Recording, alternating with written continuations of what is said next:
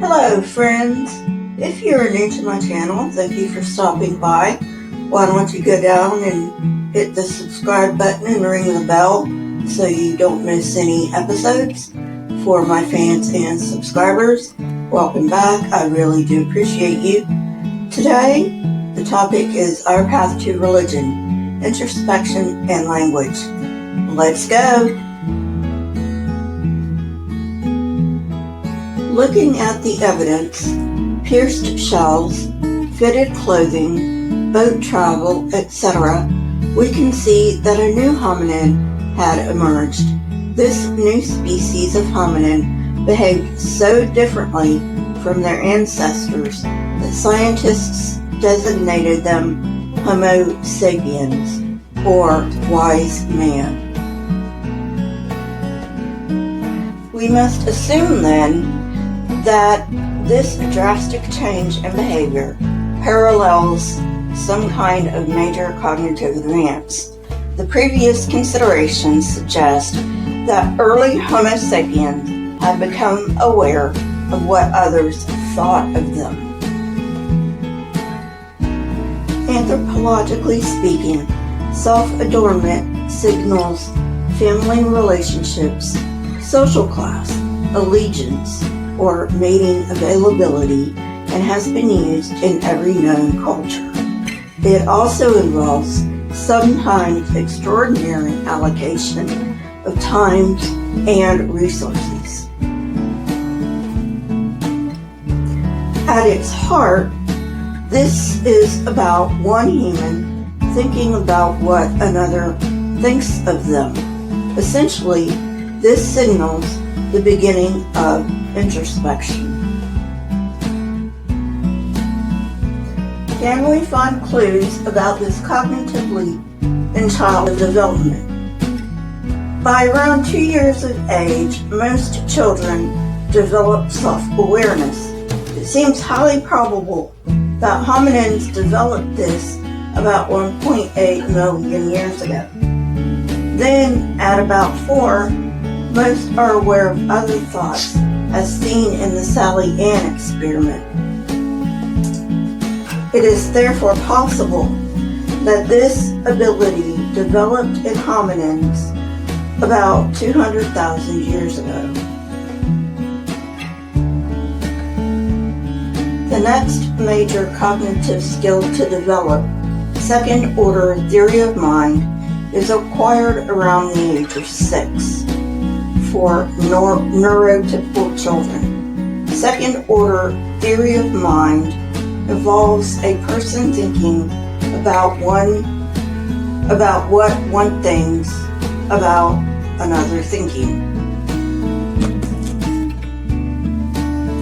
I know that's a bit convoluted, so let me explain using the Sally Ann test.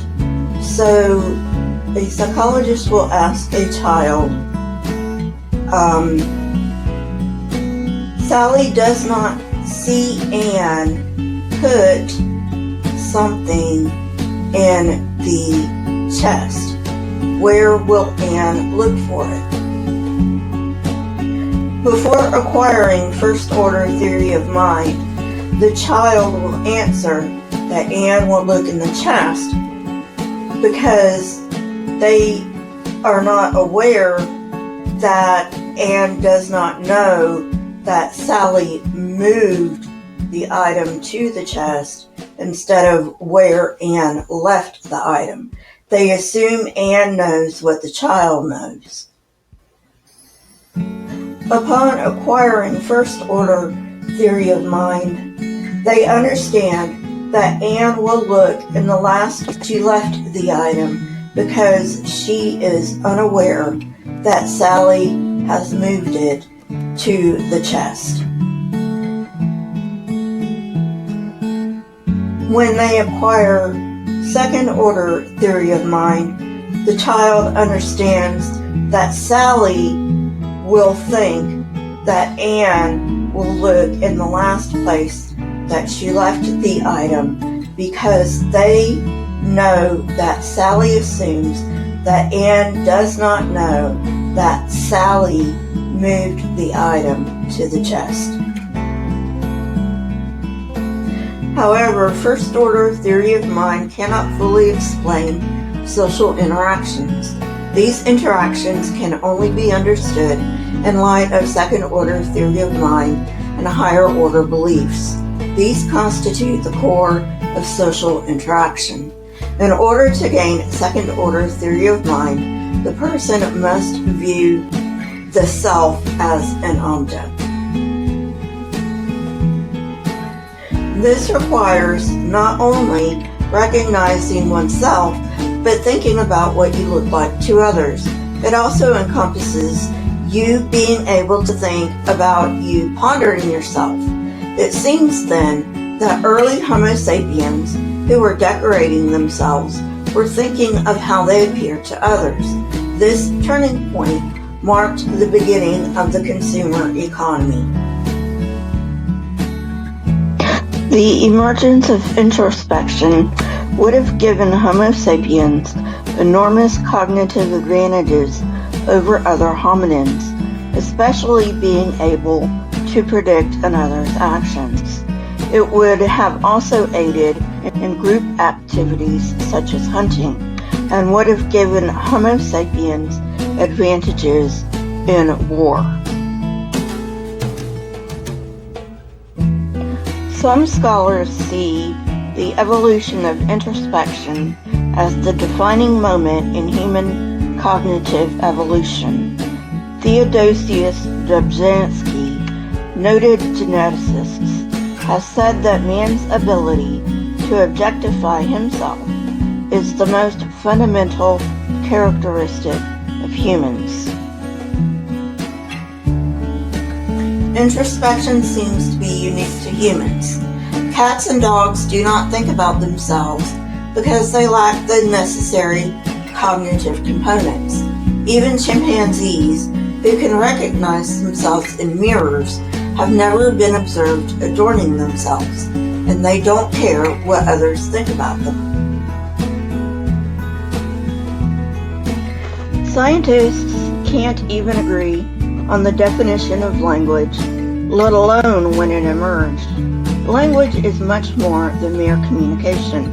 After all, lions, dogs, and other great apes communicate very well without language.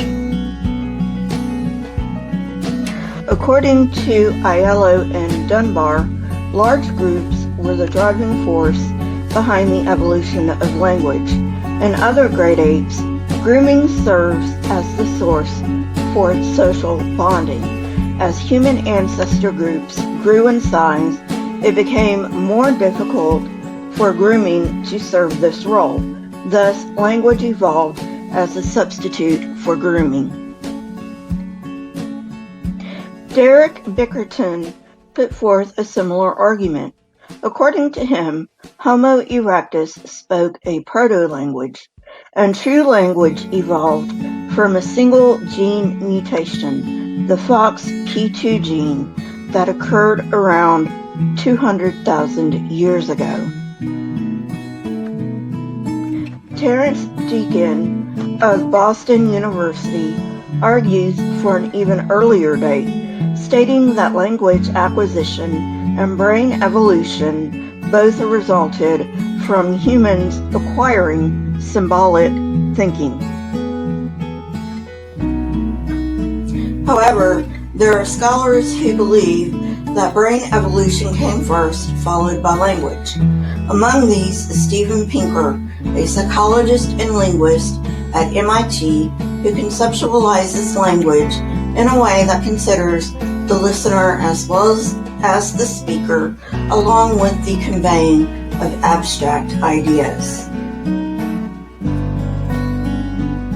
This definition of language presupposes the existence of self-awareness and theory of mind. In this light, there is a clear relationship between the development of language and introspection. Neuroscientist Richard Passingham has noted similarities between introspection and language. For example, we hear ourselves think.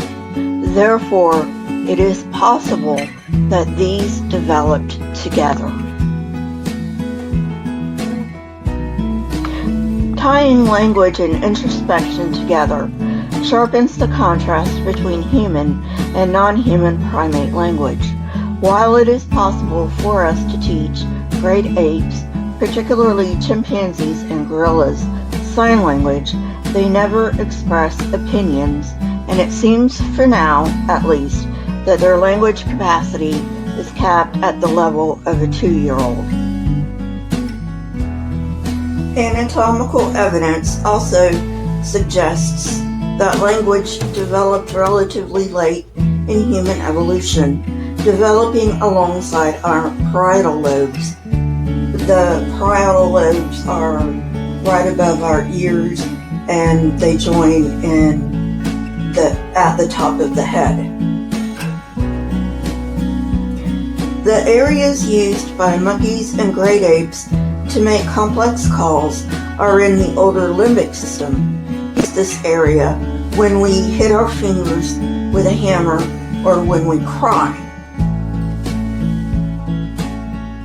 However, human speech comes from two specialized areas in the brain that have evolved relatively recently.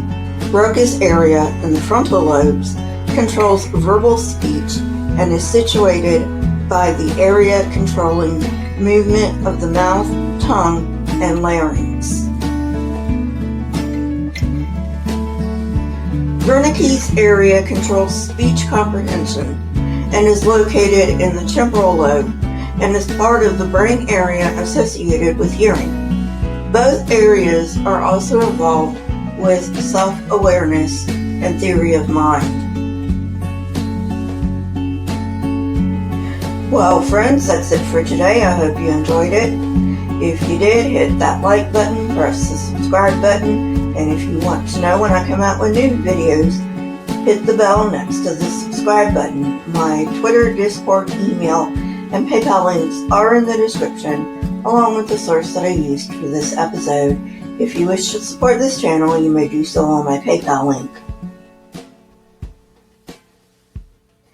Keep learning and searching for truth. Here are a few videos from my library. If you have not watched them yet, go ahead and watch them and tell me what you think. Until next time, friends, goodbye.